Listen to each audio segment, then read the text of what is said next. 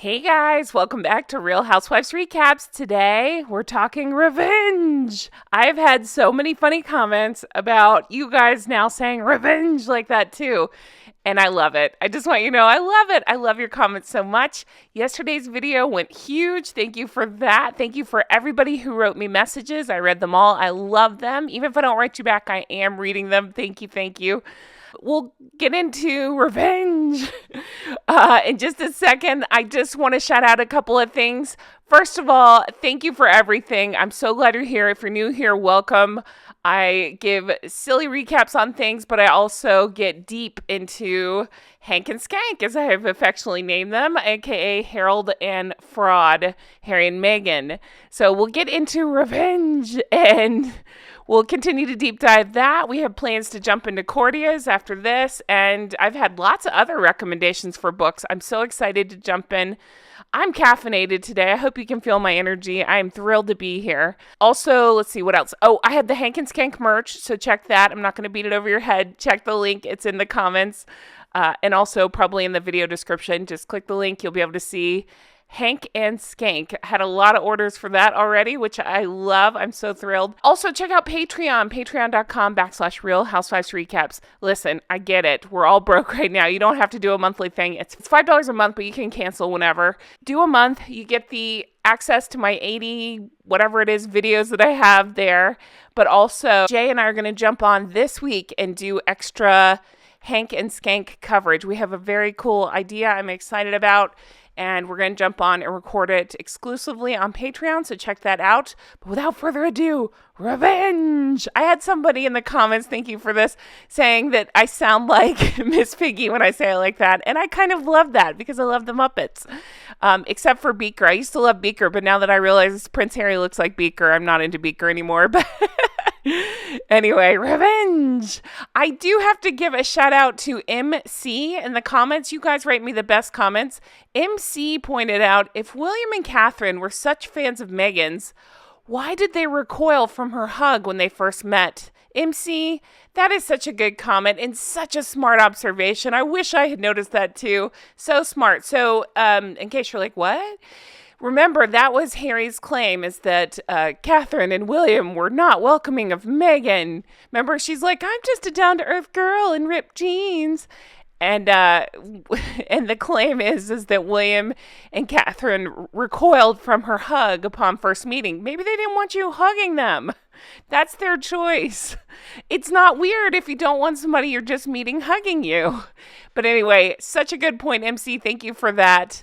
It just further shows that Harry makes no sense. And Harry and Meghan, all they speak in is platitudes and lies. Okay, let's get into revenge. So I don't have to keep saying it like that. So we pick up on chapter 22, humiliation. And you guys, I am feeling for Thomas Markle. That sucks. Thomas is feeling abandoned. He feels like the palace won't help.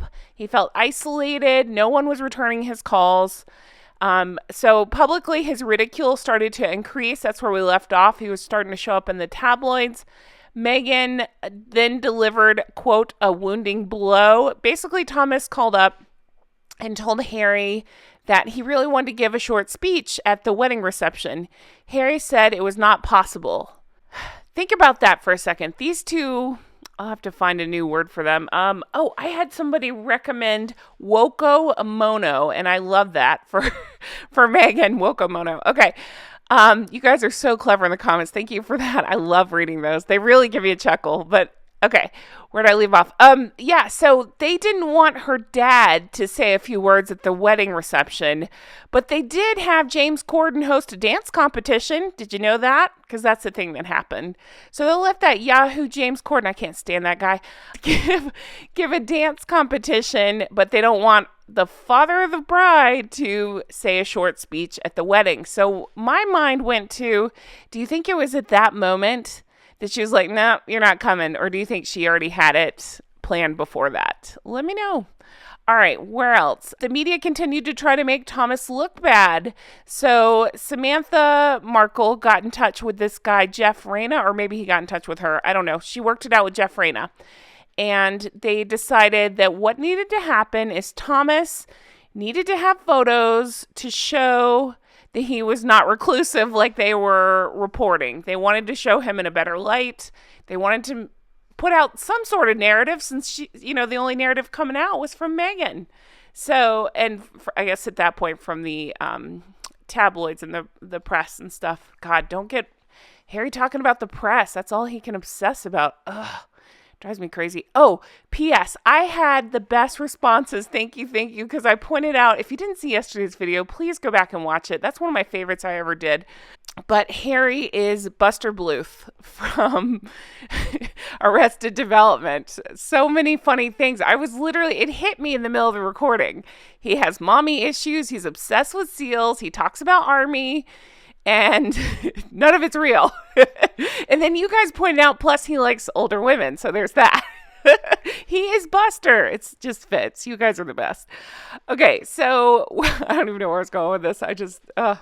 It just made me laugh. Okay, so Thomas was paid $1,500 for an agreement to do some long distance candid photos. It was an agreement with that Jeff Reyna guy. Plus he would receive 30% royalties on whatever Jeff Reyna made on these photos. So the 27th of March, Thomas went out and had photos taken of himself looking at this book on Britain, and he was sitting at Starbucks. And then another one, he was at an internet cafe. Remember, he was living in Mexico at the time, so he was looking up Harry and Meghan. And then there was another one where he was measured by I'm using quotation marks. Think Joey from Friends.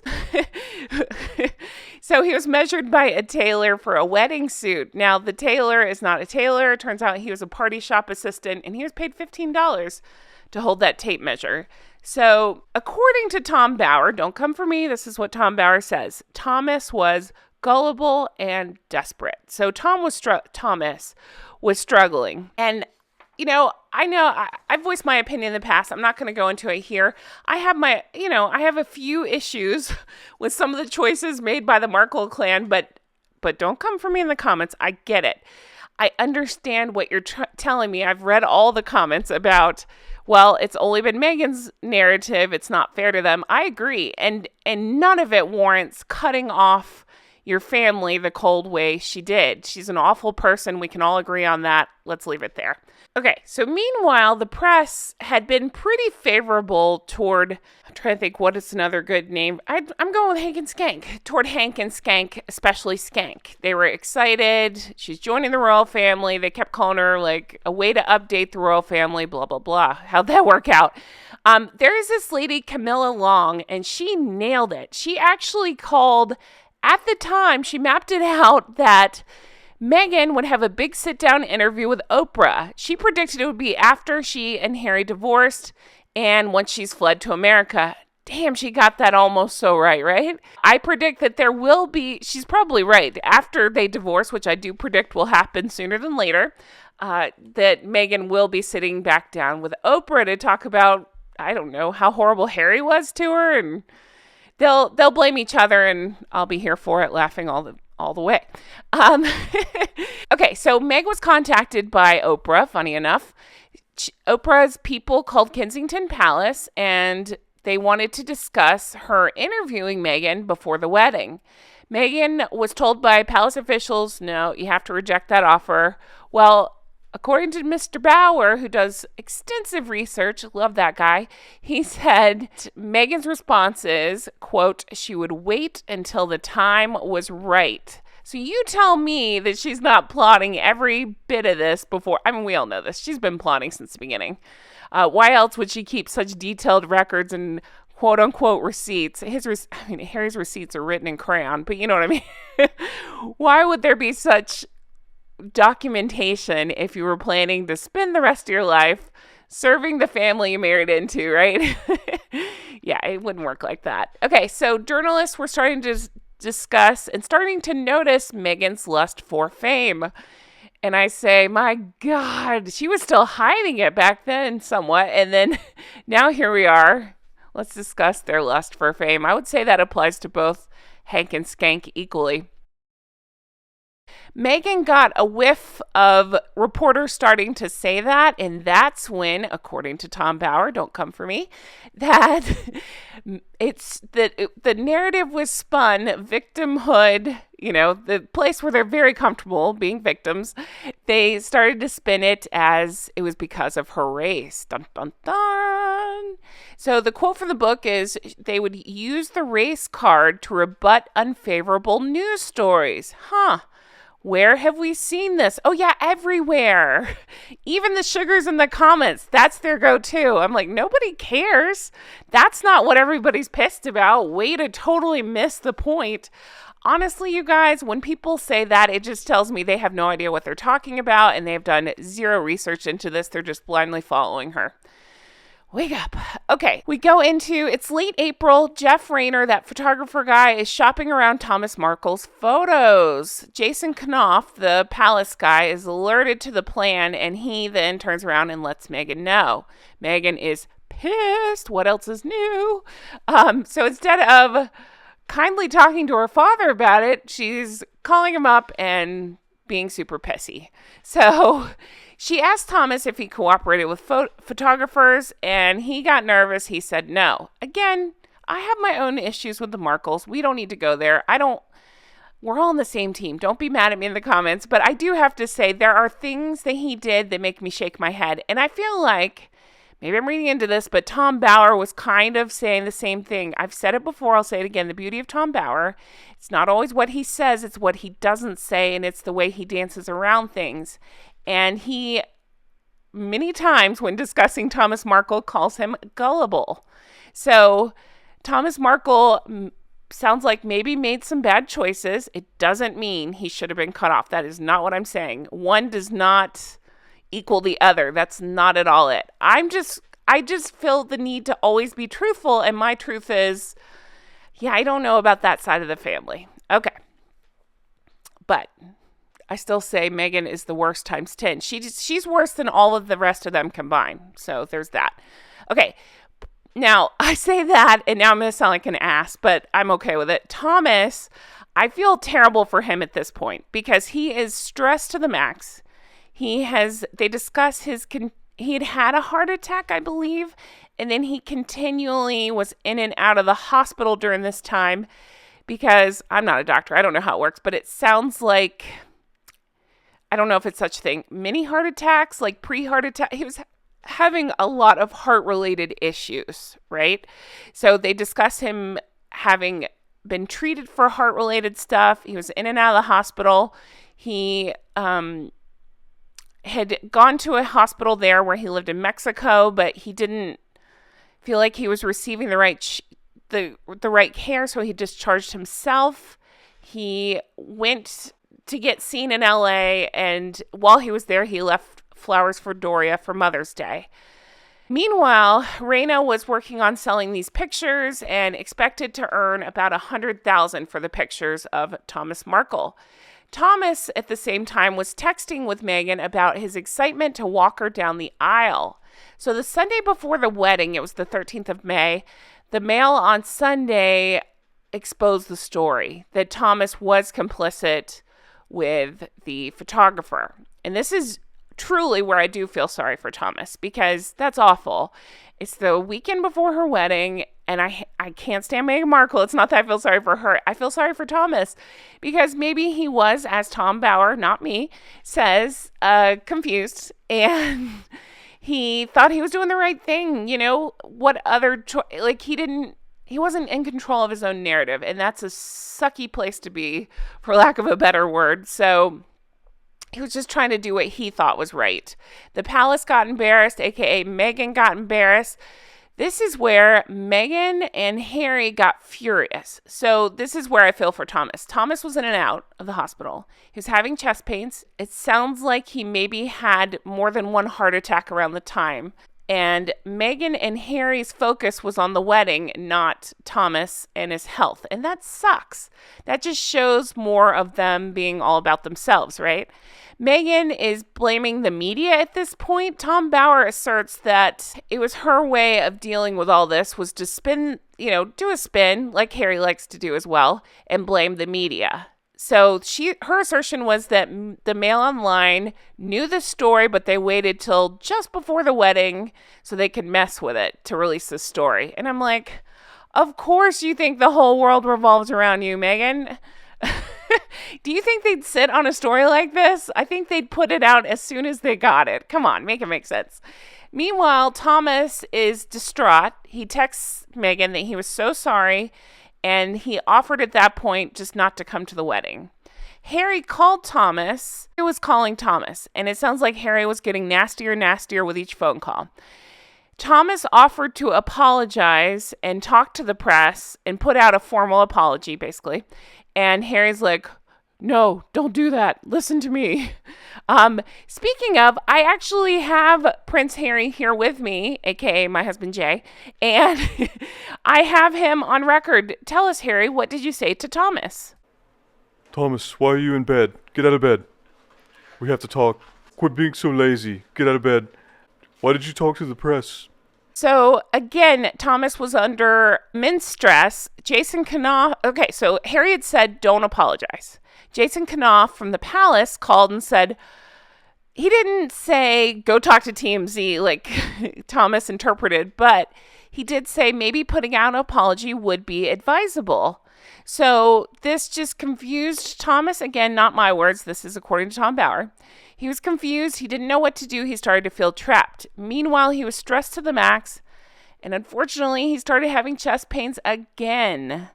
So he had arranged to go to a hospital in California at this point. He didn't like the care he was receiving where he lived. So he had a neighbor taking him to a hospital in California to check in.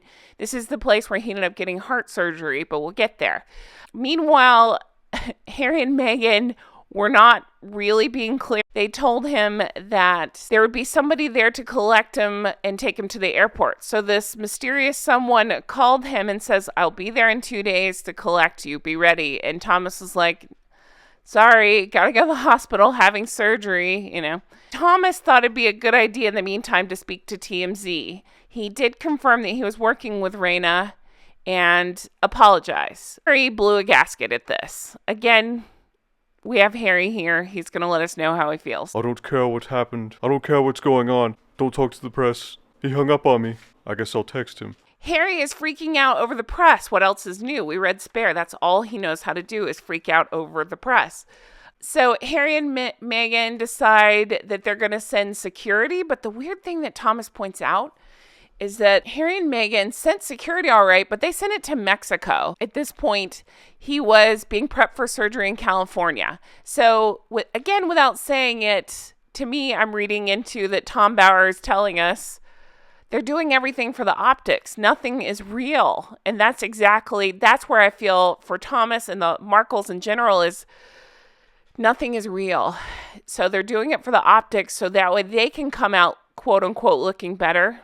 I love that it horrendously backfired, but they thought they'd be looking better. Talking about Harry and Meghan, and nothing is real. Thomas had surgery on his heart and was advised by the doctors, nope, you should not fly. He texted Meghan and was wishing her the best, and then he got a text from Harry saying, if you had listened to me, this would never have happened. Can you believe that? Thomas is recovering from heart surgery, and again, I don't know why I'm surprised, but Harry and Meghan can only focus on themselves and that damn wedding. Who cares at that point? It's not about one day in your life. You know, it's about your family's health. It's just wild. I don't have to explain it to you guys. You guys know, but I'm just saying it's just wild at this point. Okay, so then Thomas, according to Tom Bauer, texted, if you really need me, I will come. TMZ reported at that point that Thomas would be going to the wedding. And then, you guys, it's heartbreaking because this is when Thomas receives his final text from Meghan. I don't think he even said what it said, but he said that she signed off, love, Meghan and Harry. And that was it. And he never heard from her again. That sucks. She had pleaded with him to come to London, even though he was laying in a hospital bed. I'm not laughing at the laying in a hospital bed. I'm just laughing at the delusion of these two. Like, you need to come to London. Our wedding is the most important thing ever. So then they started up on this doesn't sound like you. Do you know what I'm talking about? They talk about this. I was in the Oprah interview. Maybe it's the Netflix thing. I don't know. I've watched so much of their crap. But they didn't believe that it was Thomas texting. And Thomas is like, it's me. What are you talking about? So my theory is it's all about optics. That is a good story for them to spin. Like, we didn't even believe it was him talking to us anymore. We thought it was, Samantha or somebody else had intercepted his phone, whatever. So that way they could make a clean break, not talk to him anymore, and blame everybody else, because that's what they like to do. So they're doing it doesn't sound like you. Thomas tried to call Meghan on her wedding day, and of course, no answer there. He hasn't spoken to her. That sucks. Palace, meanwhile, had to scramble. Basically, 3 days before, they put out that the Thomas would not be able to come, and they discussed it's because of his health issues. Several Markles went to London to try to do broadcasting stuff. All right, let's get into the wedding. Oh, yeah, and then Doria arrived 17th of May. Lots of talk, and I guess I didn't really pay attention to this the first time I read Revenge. How much Doria seemed to have some control, or maybe they had... this is how I understand it. Doria and Meghan have a weird mutual understanding that Doria gets control over some aspects, and yet Doria will play the game as long as Meghan plays the game. Meghan pays for her stuff, her life, everything, and Doria will say what Meghan says. She'll back up her lies, that kind of thing. According to Tom Bauer, she was ordered not to say a word. So, nice relationship, huh? Sounds totally normal and healthy. All right. Let's get into chapter 23, the wedding. This is what I've been dying to talk about. All right, so it's time for the wedding. Let's talk about it all. Can we talk about this dress? I had a lot of comments about the dress. I can't stand Meghan Markle, that's clear. But that aside, I was hoping to like her dress. At that point, I didn't know what kind of awful whatever she was, but I was hoping to like her dress. But you guys, it was all wrong. The hair was wrong. The dress didn't fit quite right. And no wonder, because it sounds like she was messing with alterations every 2 minutes and redesigning the thing and recutting it. There was several mentions of that. She was recutting it. My personal belief is, she does what some brides do, where you lose weight before the wedding. The dress just didn't quite fit right. I just didn't think it flattered or fit. And honestly, like for a royal wedding, I thought it was really boring. I understand that you have to have, a certain amount of modesty and all this stuff, but I just thought add something to it. It just was too boring. That's my opinion. Let me know yours in the comments. I hate the hair. The hair was just a mess. It could have been really beautiful with the tiara, and don't even get me started on that stupid veil. But it wasn't. She's just misfired everything. I will say I like the after dress. When they showed that, I'll put a picture of it up here. I thought she looked pretty there. And I like the aquamarine ring of Diana's. But I would like to point out that the things I like are not Meghan herself. I like the dress and I like the ring, so that's that. But I hate the wedding dress, so there. Finally, I got to say my piece on that. Let me know yours. I do love Kate's dress. I go back and look at I know I love Kate, but that aside, if I ignore who's in the dress, I just look at it. I do like the detail on it. I thought it was a really nice cut. It was very pretty, very flattering. She looked gorgeous. She did her own makeup. I think about that a lot. It's surprising. It's just, she looked gorgeous. Okay, let's get into this wedding. So Tom Bauer so astutely points out about weddings are made up of family and friends. This one defied that. It reflected Harry's deliberate and detachment from his past. So he was cutting uncles, cousins, friends, whoever Meghan wanted him to cut, he would cut out. And I'm not blaming all this on Meghan. I'm saying Harry's an idiot too. We know, I love to say it, that guy eats crayons. He is Buster Bluth. He just sits in the corner drinking juice boxes, right? When Meghan wants something out of him, she probably plies him with juice boxes. It says, okay, we're going to cut these people. And he's like, okay, give me some more juice. So the quote was, guests deemed to be no use to Harry in the future were not invited. So this includes people he grew up with. They even talk about the Skippy and Skip. You know who I'm talking about? The guy whose wedding that Meghan crashed, where we have all those horrible looking photos of her. That guy was cut from the guest list, probably because he said, "What's wrong with that horrible bitch? Why did she crash my wedding?" So he was cut. A lot of people were cut. And the only family, as we know, that Meghan had there, the only family was Doria. Nobody else.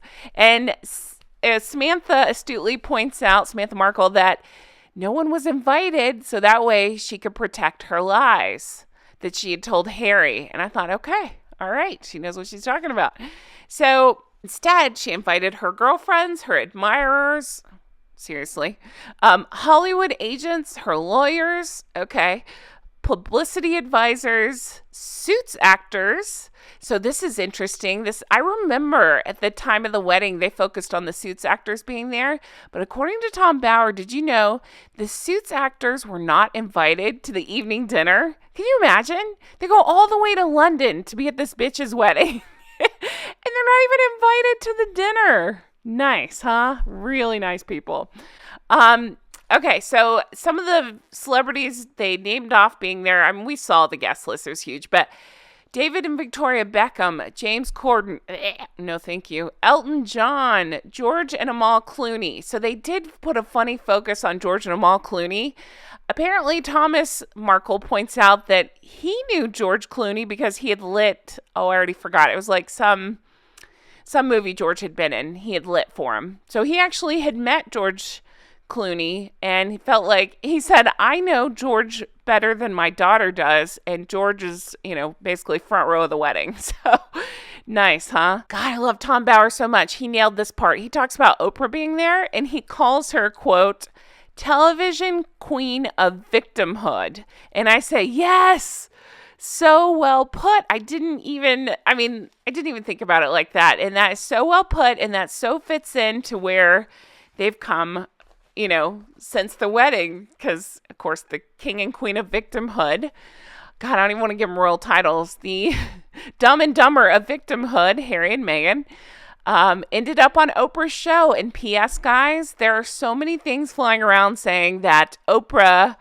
will have nothing to do with them anymore. And I kind of love that, right? I kind of love that. Those idiots turn their back on everybody. And both sides of the family, and they turn towards celebrity. I'm using quotations on that one. And what happens? Celebrity's fickle, Oprah's like, no, thank ya. And I don't like Oprah, but I think that's hilarious. Okay, they invited Hollywood royalty. That's a quote from Tom Bauer. And they invited people that would firmly establish her roots in America. Tell me this is not pre-planned, right? Love me some Tom Bauer. I keep saying it, but I got to say it again because he pointed out that 10 million people watched their wedding on TV. Impressive, right? Until Tom points out that it was 17.6 million that watched Catherine's wedding. Chef's kiss. Mwah. Love it. Love it. So yeah, 17.6 watched Catherine's wedding to William. 10 million watched Harry and Meghans. Aw. P.S. 28 million watched Diana's. I thought that was interesting. All right. So Doria sat alone. People were surprised that she was not accompanied by a friend or an escort of some sort. Tom Bauer says that people assume it was Doria's choice not to be accompanied, but that it was Meghan's choice. Again, not shocking. She has to control everything, right? I love me some Kate, so I'm going to give some Catherine love at this moment. So here we go. I want to pet her. I love her. Catherine, being the amazing, wonderful, classy, regal woman, future queen that she is, she wore an Alexander McQueen that she had previously worn. And if you're like, Jen, why is that important? Well, I'll tell you. She did it on purpose because she's so smart. She knew that by wearing something she wore before, it would not take the focus off Meghan. And so think about this. She'd been through these rounds with Meghan. Meghan was treating her horribly. Kate had to have conversations with her about being a human toward her staff. And still, Catherine rose above it. And she did this. And I find that so classy and so elegant and she's so much of a better person than I ever could be. I'd be a petty bitch. I'd be wearing I'd wear white dress and a veil to that wedding. Because I'm a petty bitch and it's fun. No, seriously though, I love Catherine and I love that classy move. So knowing that she knew wearing that outfit would put the attention on Meghan where we thought at the time it belonged before we knew how horrible things were. And I would also like to point out, so Catherine knew what to do, did the quote unquote right thing, if you will. You know what I mean? She did this to keep the focus on Meghan, and she was trying to signal, I'm not your rival. But also, it's the complete opposite of what Meghan did. Meaning, Meghan went to Eugenie's wedding and was still throwing a fit over that damn tiara that Eugenie got to wear that she didn't get to wear. So what did she do? She announced her pregnancy at Eugenie's wedding. Think about that. Nice, huh? Really nice person. So then in this book, Tom Bauer points out, just like we all love Catherine, he seems to love her too. And he put this line that I love so much, I had to write it down. It says, unlike Meghan, Catherine will eventually become queen. Love it. She's already queen in my eyes. I love her. Okay, so Meghan arrived in the chapel in a Rolls Royce. This was a very deliberate move. It was the same one that carried Wallace Simpson. And she knew what she was doing there. Meghan's dress got caught in the door. I did not know this part. I thought this was amazing. Meghan's dress got caught. It sounds like the people that were with her didn't overly want to help her because she was hideously rude the previous day.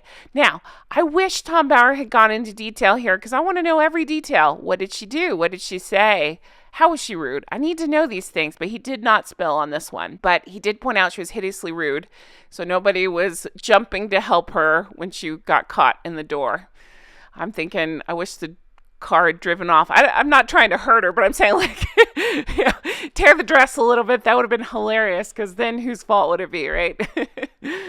She wore this white Givenchy dress. Again, we talked about the dress. She made a point to walk herself down the aisle until the halfway point. Tom Bauer points out it was her performer moment. She was a proud performer feminist gesture. Charles picked up halfway and walked her the rest of the way down the aisle. So at that point, Charles and Camilla thought that the union would enhance the royal family. Oh, and then Tom Bauer calls the crowd awfully self-adoring crowd. And I find that so perfect because, again, it's these two to a T, self-adoring. William was very tactful. Even though he and Catherine had their doubts, he still praised Meghan, the reception, and called her the sister he never had and the best thing for Has. Guys, when I hear that Has thing, I know it's his nickname, but I just think I hear it in Meghan's voice saying, who's Has? Like she's pretending not to know every detail of everything and have this completely orchestrated. Ugh. So George Clooney, okay, he comes up again. Apparently, his tequila was served at the reception. Okay. So it's a weird way to invite these people and kiss their asses at the same time. James Corden hosted a dance competition. They had a huge fireworks display, and they discussed the 32 million pound bill. Nice, huh? So from here we go 3 days later. The papers were going nuts for Meghan and focusing on her activism. So the royals have this rule where they have to stay out of politics. It's what keeps them going, not to get involved in things like that. But Meghan had different plans on that. Tom Bauer says duchesses don't campaign. So I'm going to end it here because things are going to get juicy again real quick. So I'm going to leave it here because I really wanted to discuss that wedding and get into all the details there. This is where I need you. I need to know all your thoughts. You got to leave me comments. What are your thoughts on the dress? What are your thoughts on the wedding, the guests, all of it? Tell me the things that I didn't notice or that I missed. Fill me in. You know, I love reading your stuff. Guys, thanks for everything. Thanks for being here. Thanks for being so wonderful. I love you all. I truly do. And I love your comments, your thumbs up, your everything. Everything. Check out the Hank and Skank merch. And if you're not into that, I totally get it. It's just funny. We also have Recollections May Vary. Check that out. What else? Oh, Patreon. Check out my Patreon. It's patreon.com/Real Housewives Recaps. Type that into your Google machine. It'll pull you to my page. And you'll have access to all my private videos. And like I say, this week, Jay and I are, hopefully tonight, going to get on and record some. I'm being vague about it on purpose because I don't want to announce it until we do it, but we have some funny ideas about deep diving more Harold and Meghan stuff that I can't put here on YouTube, so I'm putting it up over there. So check that out. And guys, thanks for being here. I appreciate every single one of you. I truly do. And I can't wait to keep going with this book. Have a wonderful day. Bye-bye.